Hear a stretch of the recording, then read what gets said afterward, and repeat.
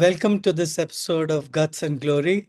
And I'm delighted to have Dr. Shailesh Shrikhande. He has had significant contributions in pancreatic surgery from this country. He is the Deputy Director of Tata Memorial Hospital, Mumbai, and he is the Chief of Cancer Surgery of Tata Memorial Hospital. Currently, he is the President of the Asia Pacific HPBA Association. So, welcome to this episode of Guts and Glory.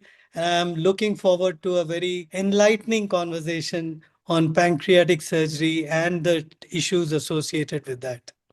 Thank you. Thank you so much, Sadiq. Such a pleasure and privilege to be here on this program. And I'm delighted to be here. And thanks so much for a very kind introduction. I much value that. So thank you, Shailesh. So, I just want to put this in perspective that I've had Adarsh Chaudhary talking about pancreatic surgery.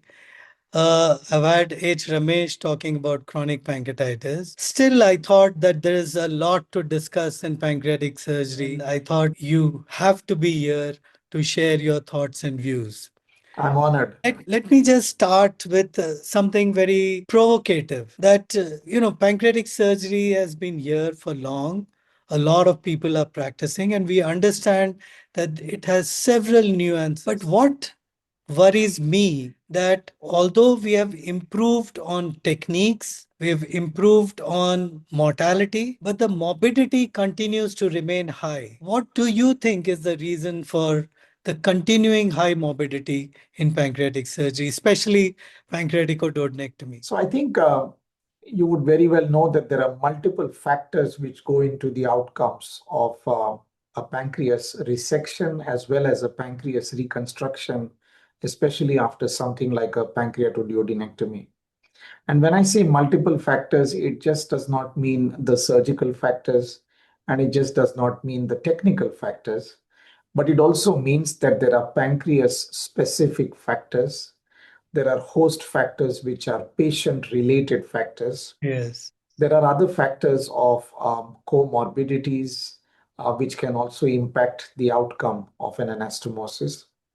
And of course, many of these factors are something with which we have to deal with. You can't really correct them beyond a particular limit. In other words, you can't really choose the pancreas you want. Yeah. You can't choose the tumor you want. You can't choose the weight of the patient you want. Right. You can't choose the patient who's a non-diabetic and a non-hypertensive. You have all these factors which are built-in risks of this surgery. Having said The that, naturally, non-modifiable factors. yes. And then naturally, the thing that focuses or brings us into scrutiny and keeps on challenging us is our ability to try and still do the foolproof or the perfect pancreas anastomosis. I'm principally focusing on pancreas anastomosis because I think a well done pancreas anastomosis significantly reduces the chances of complications after this surgery. And there, I think the basic thing that I'm struggling after 25 years, admittedly, the morbidity has not worsened. Yes. From the time I began.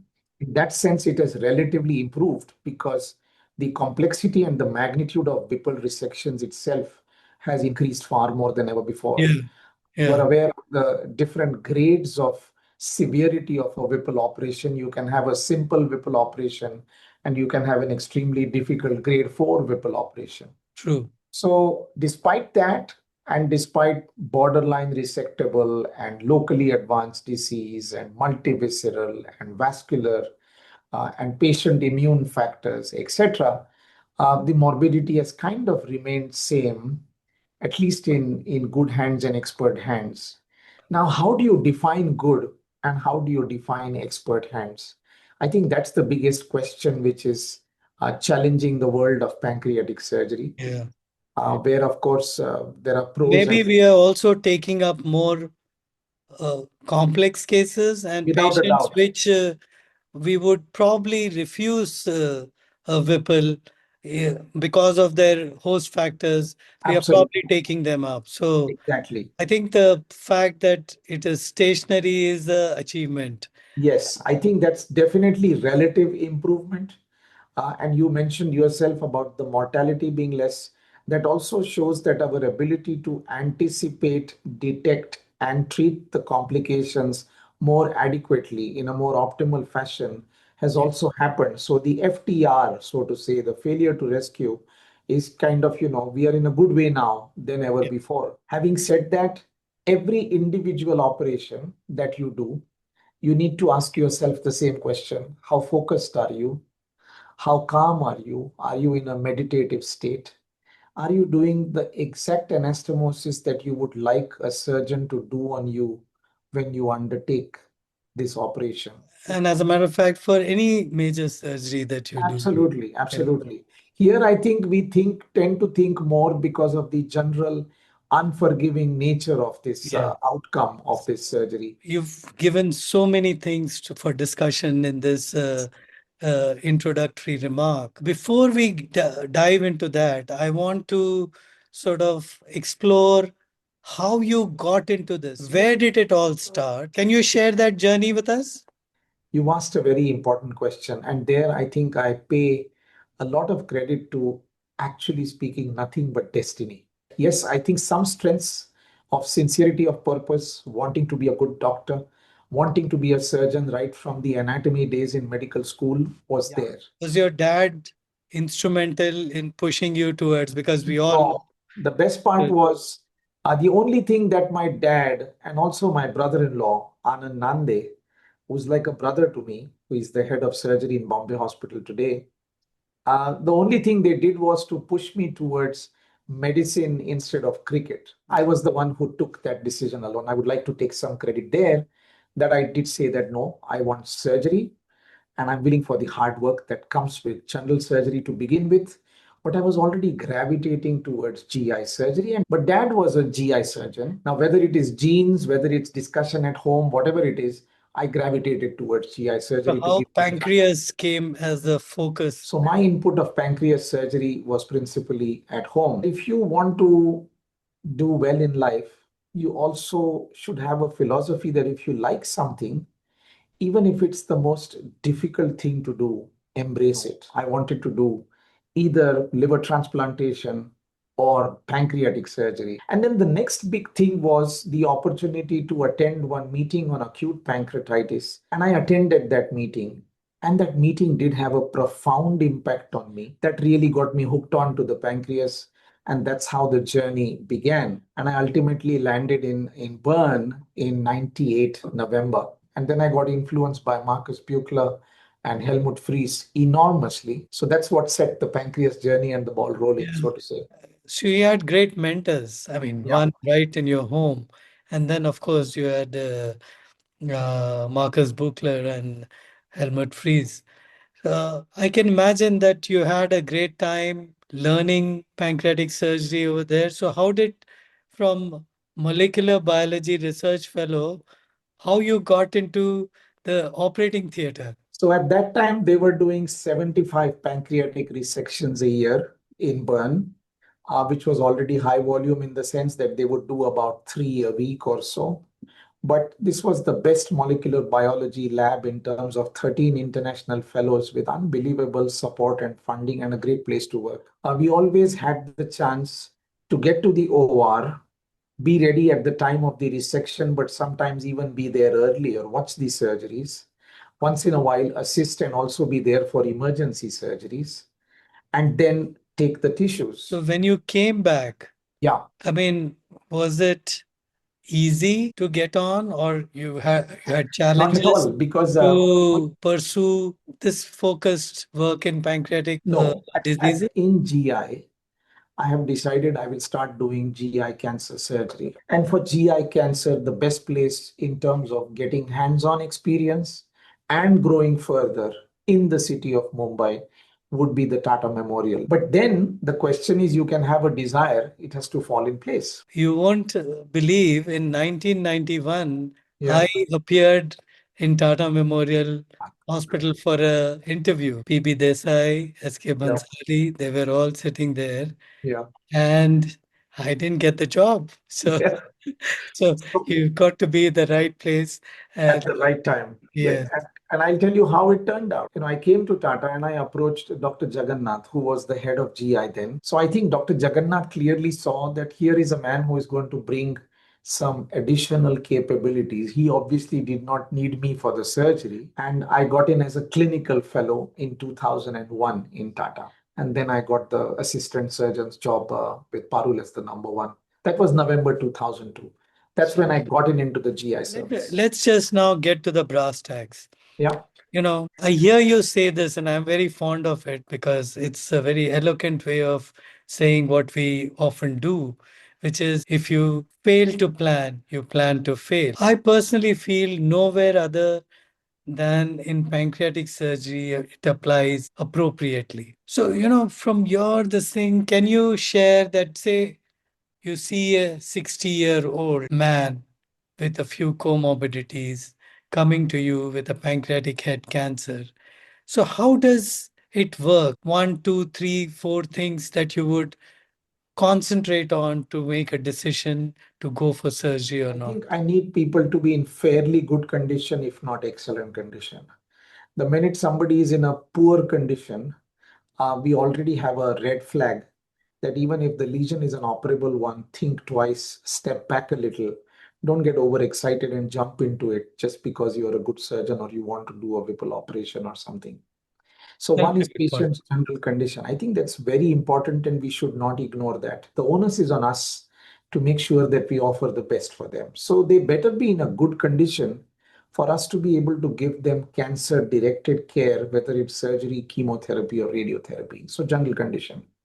Second, if general condition is fair, I must have one good radiology imaging. I don't need them to spend thousands and thousands with multiple radiology tests. One well done radiology CT scan or whatever you are used to can give you all the information that you need in terms of staging, location of the tumor, relationship to the vasculature, quality of the pancreas, so many small clues, peripancreatic lymph nodes, potentially metastatic lymph nodes.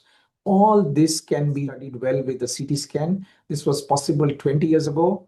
This is possible today with or without a PET scan. So, one thing I do tell everyone is that please don't read radiology reports. Nothing against radiologists. I think you must learn to go through it, that you study the radiology yourself. So the second thing is radiology. I Third think you thing, make a good point that, yeah, that A, you must read the images. And yes, the other part is that even if you are not confident of reading that, you sit with the radiologist yourself simple, and look at absolutely. or ask you what you want. Yeah, I think no those are hesitation. very important points Yeah, and yeah. worth emphasizing. I would want them to be a little bit more optimized before surgery. I see a patient on Monday and I get him on the operation table on Wednesday is not great surgical maturity. So patience is important and then you will do the right thing for the patient. Shailesh, from what I understand, a lot of your patients come from outstation. Yes, They're from far off places. yes, Some of yes, them are staying outside Tata. yes, Do, yes. do you think that rehabilitation or prehabilitation, which we want to do, everyone can Is achieve that?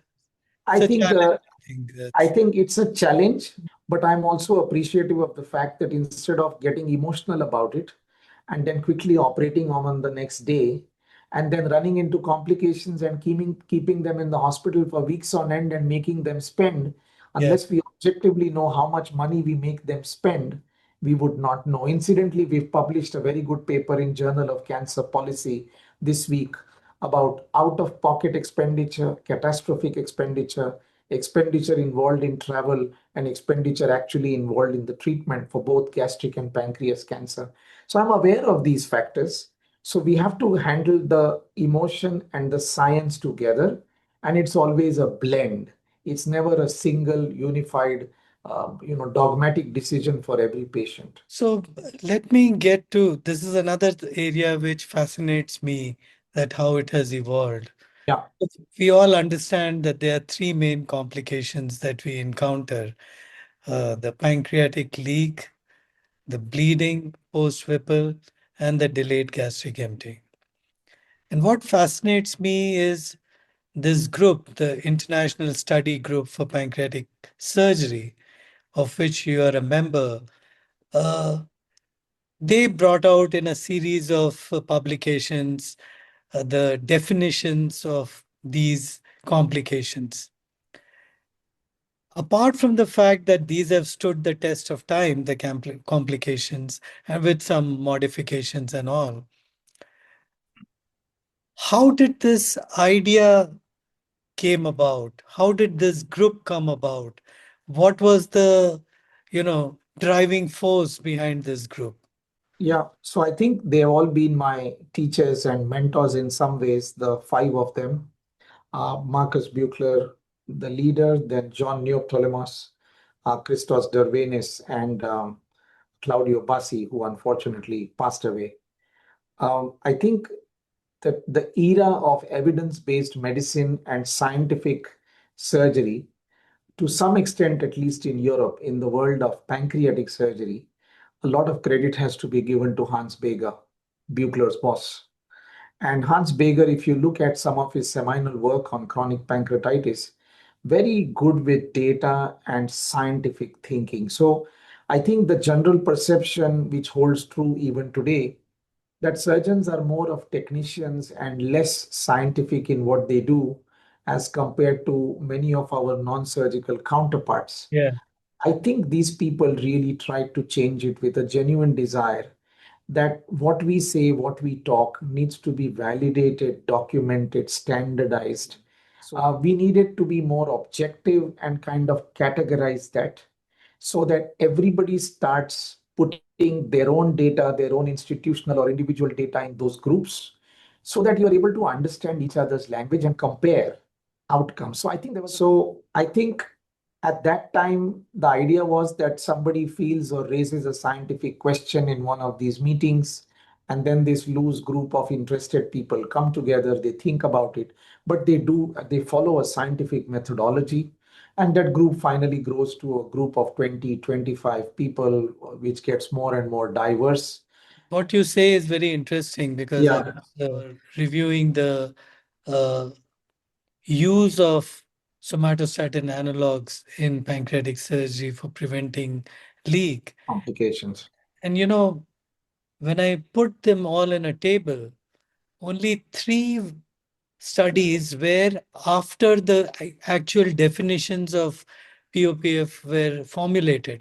Correct. Before that, each study used its own definition. And so it was a problem. So I had to eliminate those. That left with only three. And then the Yes, problem was that what to believe. So it is, exactly. I mean, the contribution of that is evident from this one observation that how Yes. important it is to have a standardized definition. I think very important. And if you look at the way they are cited, especially the three complications papers, they are Yeah, amongst the highest citations in the world. absolutely. Talking about complications and expertise, as you said, experience. I was reviewing and somebody said that either 25 years of experience or 400 plus PDs, you're qualified as an expert who can do a good anastomosis and all. But what do you do? How do you decide what anastomosis you want to do? Let me put it in a little more perspective. Like you said, I look at all these factors uh, pre-operatively in imaging, a number of factors. So do you decide what anastomosis you are going to do at that time? Or do you take a call on the operating table? So how do you decide what anastomosis to do? So I principally decide about the anastomosis when I look at the CT scans, but that's a rough roadmap. Knowing fully well that intraoperatively things can be a little bit different, especially when it comes to pancreatic texture. Admittedly, I don't do exhaustive studies objectively to assess the pancreatic texture. Practically speaking, in the clinic, I would look at the pancreatic duct. I would look at whether it's a thinned out pancreas or a fatty Fatty pancreas. pancreas, Yeah, that I may would be look at the patient's habitus, whether there is central obesity. I would look at whether it's visceral fat versus just abdominal and subcutaneous fat. You can easily study that from the scans. You also know from the type of pathology what kind of a pancreas you're going to encounter. a pancreatic head mass, and you know you're going to deal with a firm gland, a dilated bile duct, and a non-dilated pancreatic duct. You know this is a Yeah. cholangiocy, and this is going to be a challenging one. All these things are already there. Yeah. And then the last bit comes when you're actually in the operation theater as to how the pancreas behaves when you handle it, when you retract it, when you divide it. But generally speaking, my foundation has been a pancreaticojejunostomy, A pancreaticojejunostomy, which is your go-to a anastomosis, ductal right? mucosa, end to side, two layers. Yeah. And have you changed your technique over the years? Means has it gone through a change, or it is what you've been doing consistent? More or less the same. As I said, occasionally the jejunotomy size has occasionally changed, which is an on-table individual decision. The stent is once in a while there, maybe 3, 4 times in a year, the stent is coming without proof, without evidence, but just a gut feel. Yes, Once, I want to pick your brain on one or two more things.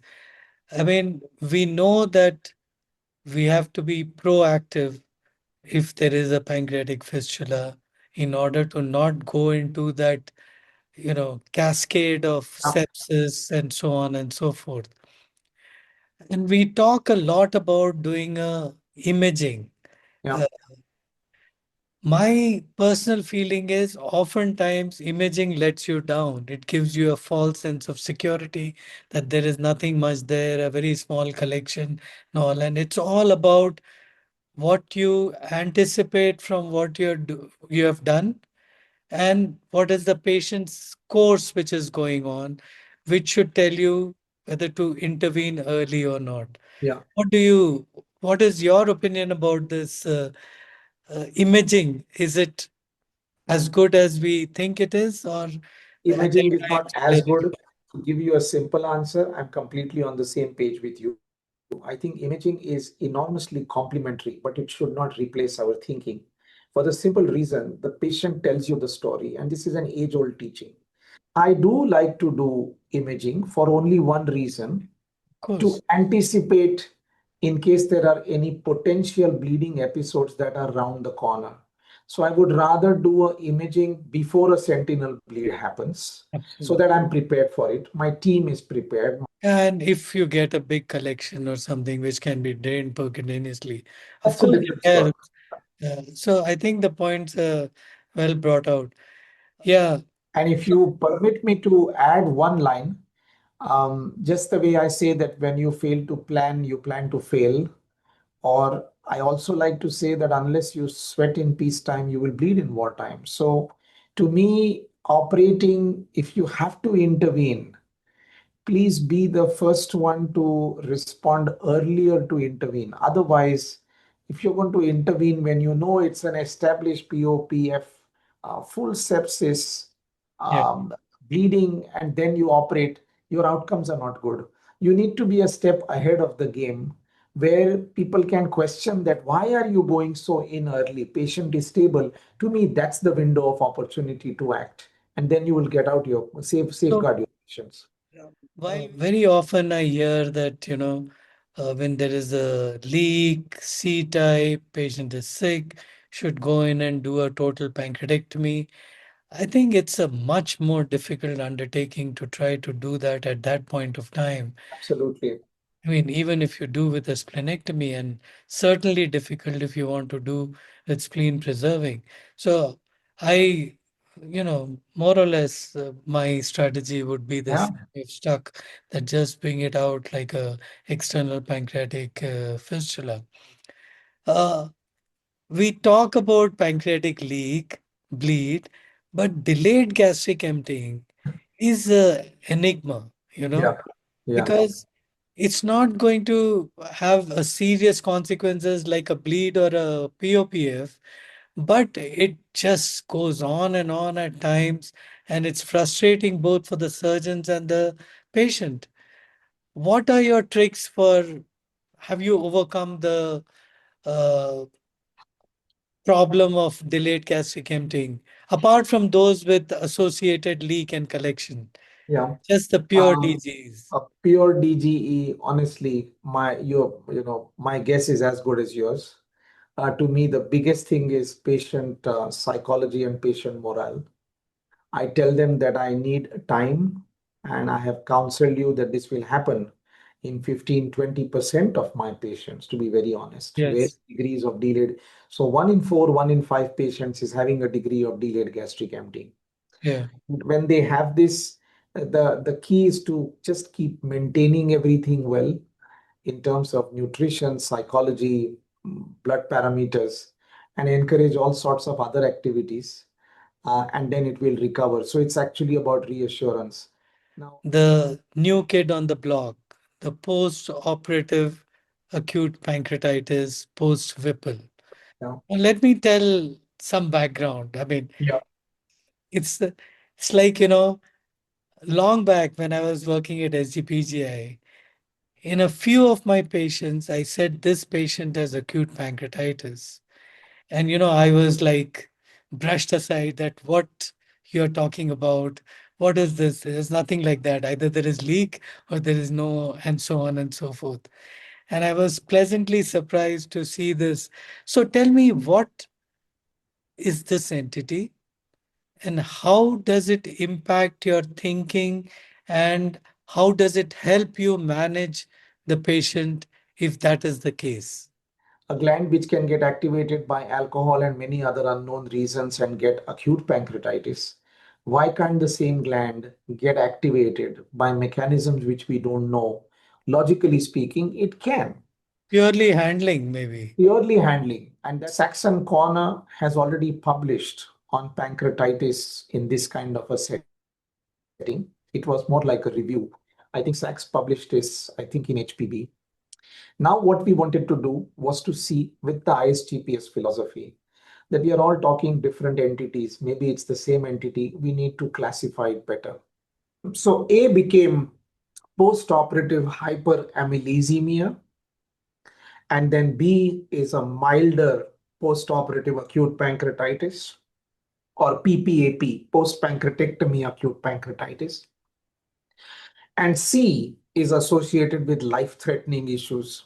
So is it So correlation with pancreatic fistula post-op? Do B and C have more pancreatic fistula? is that when you have a high post-operative hyperamylesemia, that's already giving you a thought process that, think about the fistula coming.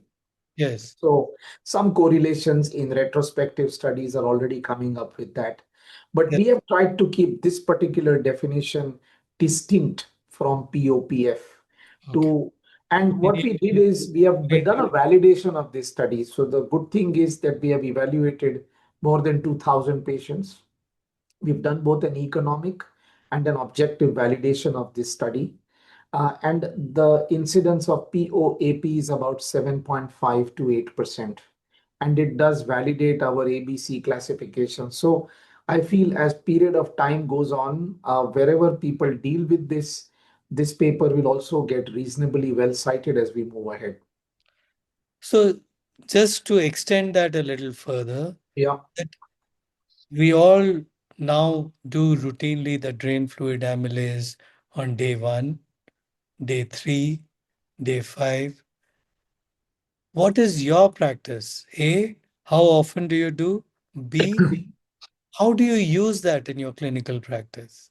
Yeah, so I think I've actually traditionally always done only on day 3 and day 7, to be very honest. I've kept it till day 7 because I've also felt that you can get delayed detection of pancreatic fistulas, or pancreatic fistulas can happen in a delayed fashion, where I realized that not all drains drain what you want it to drain. And then you remove the drains, and then you say there is, if you don't keep a drain, there is no fistula. That's one way of looking at life. So if you No remove the drain, biochemical, at least. exactly. And Either it then is B or C. yeah, and that also you will say, well, there is no B and C because I never put a drain. Okay, I hear and read those papers as well. I'm not so brave enough. I do put a drain. We check it on day 3 and day 7. If the surgeon knows and the surgery has been straightforward, easy, simple, low risk anastomosis, drain amylase normal day 3, the drain comes out early. Drain color is a worry, and amylase is normal, I'll still retain the drain even if the amylase is normal. If there is a concern, wait till day 5. And on day 5, if the amylase is normal, patient is doing fine. Always keep the patient at the center. Then some blood tests and then the amylase. I can't put the amylase number 1 and keep everything else aside. I will value all three together to take a decision about drain removal, but mainly day 3 and day 7. And in simple cases, we would get the drain out by day 5, 6. But there would be patients where I have a drain for 7 days, 8 days, 9 days, to be honest. Some of the situations which we encounter is patient is fine, drain fluid amylase is high, but the volume is low, about 20, 25 ml and Yeah, all. Now there's always this discussion that do we wait? Do we take it out? yeah. Because it's so what do you do in that situation? So I think if the drain fluid amylase is high, I prefer to retain the drain because drains don't drain. I would do an imaging. Just for this, for a patient doing well. Yeah, I'll tell you why. Our backup facilities, once we discharge patients in our country, is very tough. It boils down to us. We don't have some dedicated specialized nursing like Scandinavia or Netherlands. So if I have a doubt, I don't mind doing a CT scan. The worst scenario is one extra CT scan, another 5,000-7,000 rupees gone or wasted. But you know that you can reassure the patient and then it's all fine. The final thing, Shailesh, and the inevitable question with this minimal invasive surgery coming in for pancreatic or duodenectomy, both laparoscopic and now robotic. What do you really think are the benefits of this evolution? Is it Sure. only the scar, or is there more to it? And do we have evidence for that? So I'll start answering the other way around. We don't have evidence for it. Let this be loud and clear. And when we speak of evidence, let's talk about high levels of evidence. Remember one thing that a surgery, if it's very good in the hands of a few in this whole world, that cannot in the scientific world ever, ever. It's a big statement that I'm making, become the standard of care. Um, I know that people who see this might say, I'm over the hill. Absolutely fine. No problem. But I stand by evidence. One. Two, have I studied the evidence meticulously and closely over the years? I have debated, and what I spoke, say, in 2013 in Shanghai at the APHPBA, where I debated with a well known Chinese surgeon about the evidence or the lack of it, where I was told by many that, it's going to be just a matter of years Hmm. before this will replace. It's not replaced by any means in 12 years down the line. But I know it's evolution and things must evolve. And do I do robotic Whipple resection? Yes, but I have a selection bias.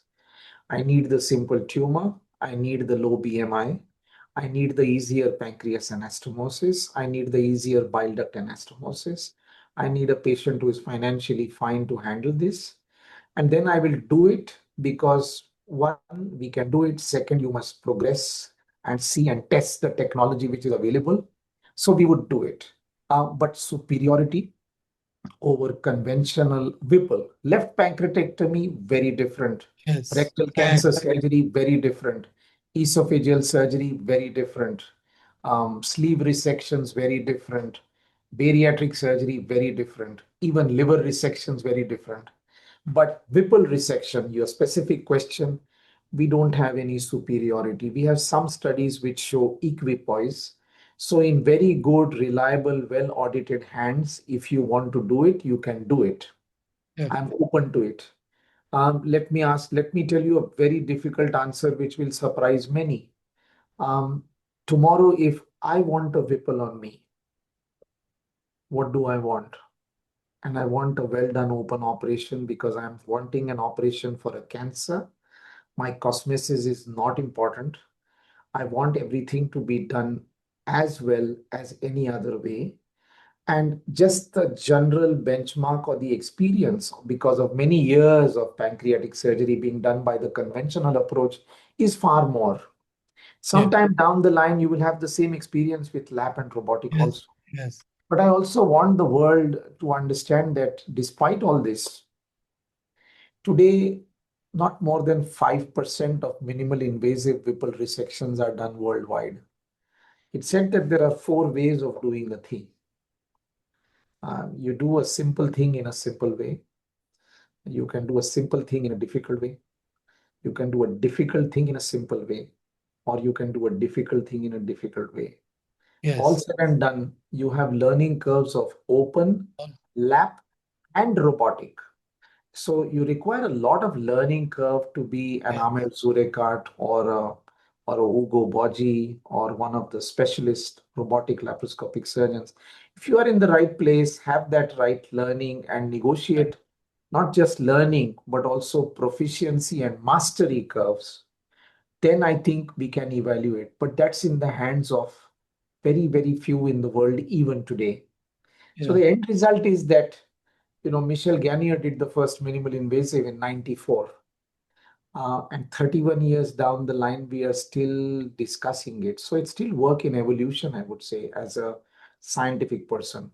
No, but I mean, what you say is very important for two reasons. One, uh, for people to accept, I'm not talking about the general people, but the medical fraternity, Yeah, that a good Whipple is a good Whipple, whether it is done open or under. absolutely. The Absolutely. second point is about, people wanting to get onto the bandwagon. Mm. And you get trained, you do it, and then you do is one thing, but just because everyone. So I'm glad you brought it out that it's not a inferior operation than the thing just by virtue of the fact that you're not using the current technology. So Absolutely it's a not. I very think balanced view, and I think it should resonate with a lot of people.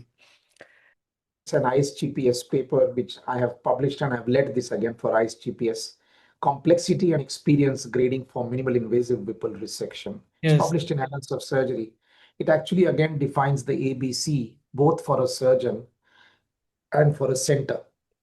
So if you are a high quality surgeon in a center which is not doing a lot of pancreatic surgery, don't think your outcomes are going to be outstanding just because you are good with the robot or lab.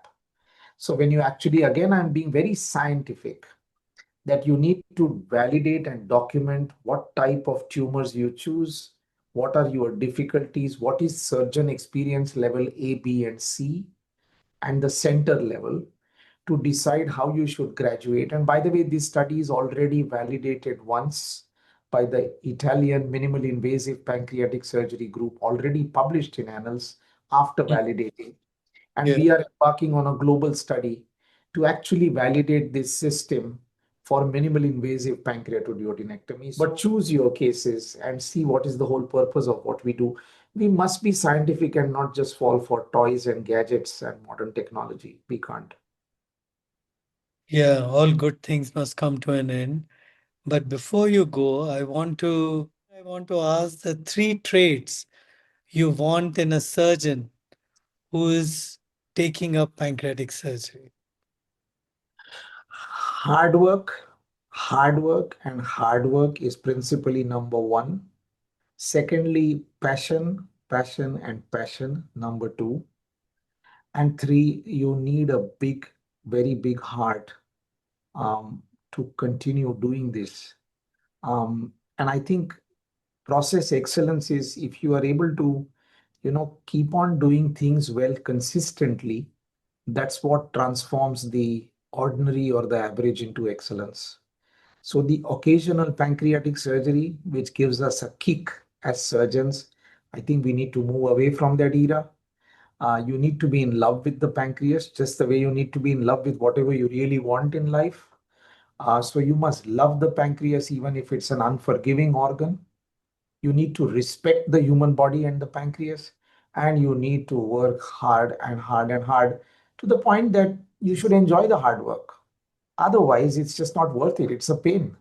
I think I like the large heart one because, one day you do a good Whipple and it doesn't do well. Another day you do a, whatever, as you said, anastomosis, which you're expecting it to leak and they go home. So, yeah, heartbreak is there. But anything you would say that if you have this personality traits, you should not be doing pancreatic surgery? Yeah, I think we also live in an era where everyone decides and dictates what is their work-life balance. And it's very important that if your mentality is more like the 9 to 5 job, if your personality is more for the 2 hour operation, you might be a brilliant surgeon, very intelligent. And there are so many surgeries which can be done so well. And surgery is an art. So I'm completely okay with whatever specialty you choose. I'm sure you have gone through this every once in a while, that should I have taken pancreatic surgery? Should I have done something else? On some of those difficult days, you will ask this question. But at the end of it, you will still come to the point by saying, no, I think given a chance again, I think I'll do pancreatic surgery again. Yeah. It was really enlightening for me. So thank you very much for doing this, and hopefully we'll get together for something else some other We time. we certainly will. And thank you so much for having me. I enjoyed this conversation, extremely engaging. And hats off to you for thinking about such a series of talks. Thank you.